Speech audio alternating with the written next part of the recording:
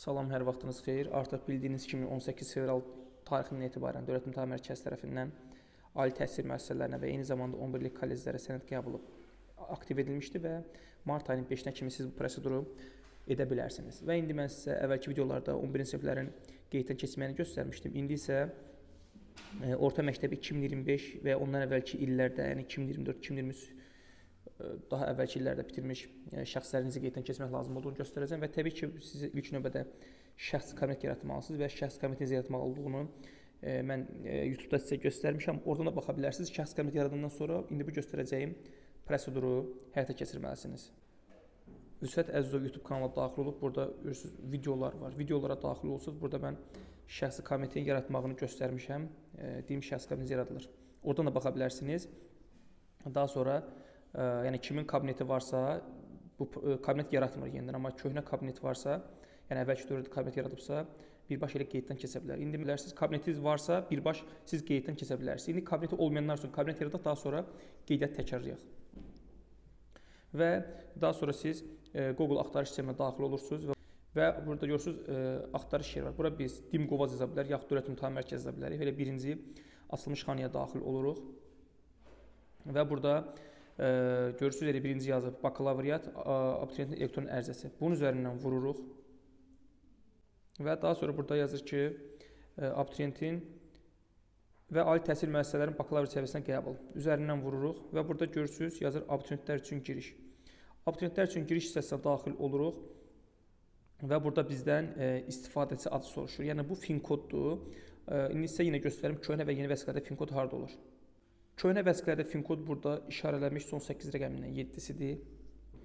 Yeni nəsil şəxs vəsiqələrində isə fin kod, görürsünüz, burada yazıb identifikasiya nömrəsi. Bu bizim fin kodumuzdur və biz artıq fin kodumuzu müvafiq xanaya yazaq.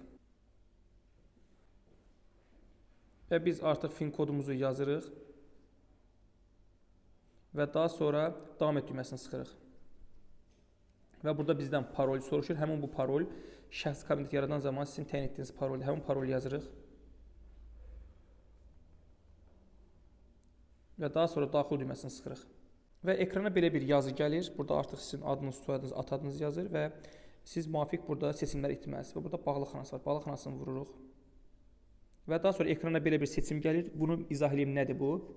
Birinci xananı seçəndə siz 1-ci, 2-ci, 3-cü, 4-cü və 5-ci ixtisas qrupu üzrə ali təhsil alırsınız. Yəni universitetə qəbul olursunuz. Yəni bu universitetə qəbul olmasını seçirsiniz. Amma ikinci xana isə orta ixtisas təhsil, yəni kolleclərdir. Bu tip kolleci və yaxud da digər kolleclərə qəbul olmaq üçündür.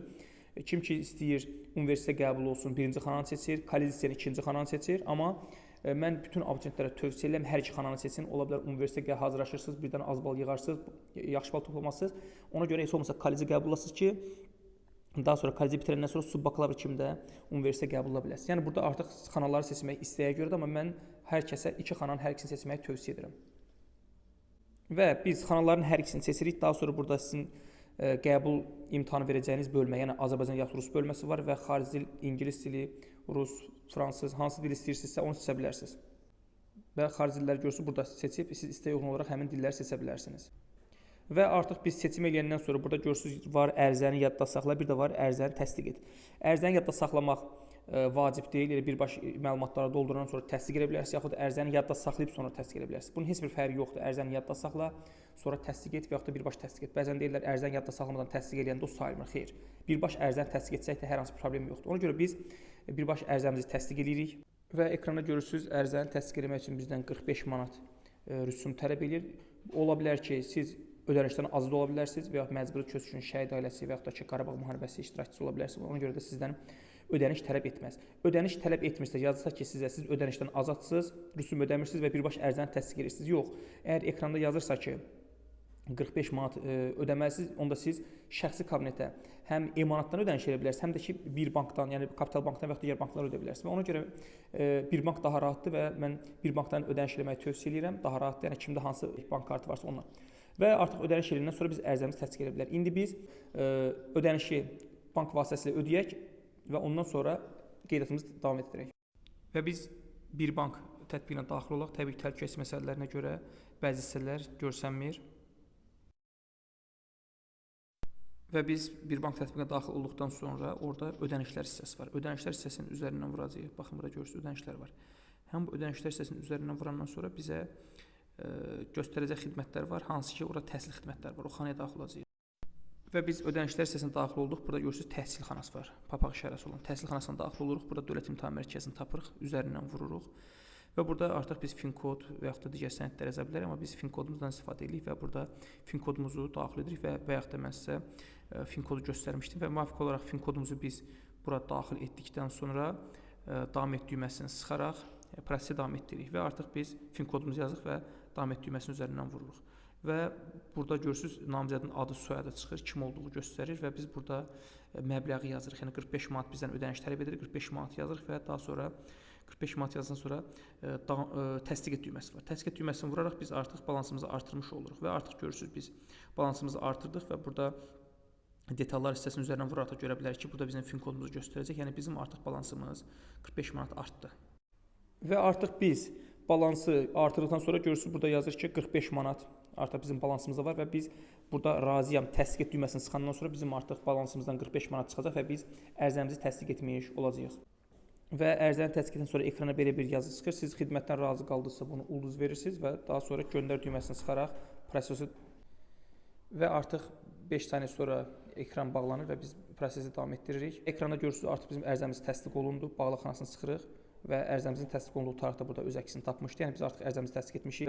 Bunu siz kompüterlə və yaxud da Chrome-la etsəz, burada ərizəni çap et xanasını sıxanda o ekran açılacaq və artıq siz ərizəni görəcəksiniz.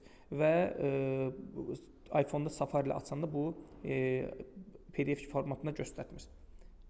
İndi biz Chrome-la etsək, burada görürsünüz artıq biz ərizəmizi təsdiq etmiş oluruq. Yəni bu artıq ərizəmizin təsdiq olduğunu göstərir və biz bu vərəqi çıxartmırıq.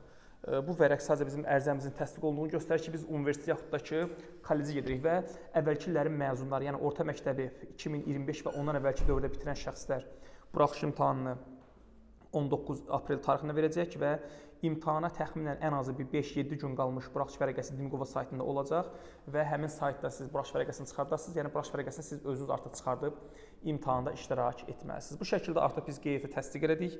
Bütün abituriyentlərə uğurlar arzu edirəm.